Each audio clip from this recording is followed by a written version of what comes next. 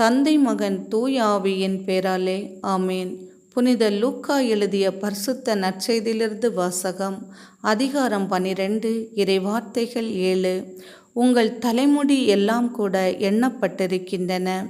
அஞ்சாதீர்கள், சிட்டுக்குருவிகள் பலவற்றை விட நீங்கள் மேலானவர்கள்.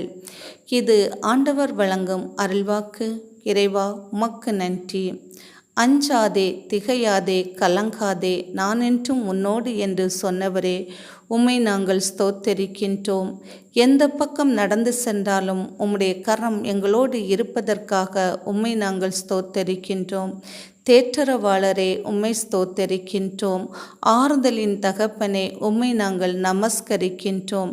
தேவாதி தேவனே, உம்மை ஸ்தோத்தரிக்கின்றோம். விண்மீனை உண்டாக்கினவரே, உம்மை ஸ்தோத்தரிக்கின்றோம்.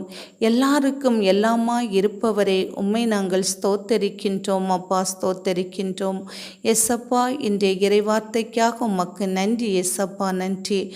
அஞ்சாமலும் கலங்காமலும் நாங்கள் இருக்க நீர் எங்களுக்கு அருளையும் ஆற்றலையும் தருவதற்காக நன்றி.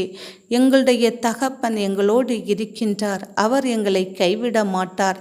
எல்லா நெருக்கடியினின்றும் அவர் எம்மை பாதுகாத்து கொள்வார் என்ற உள்ளார்ந்த உணர்வோடு நாங்கள் ஒவ்வொரு நாளும் வலம் வருவதற்காகவும், மோயிசனோடு இருந்த கரம், எலியாவோடு இருந்த கரம் எங்கள் ஒவ்வொருவரோடும் இருப்பதற்காக உமக்கு நன்றிகள் அப்பா. ஆமேன்.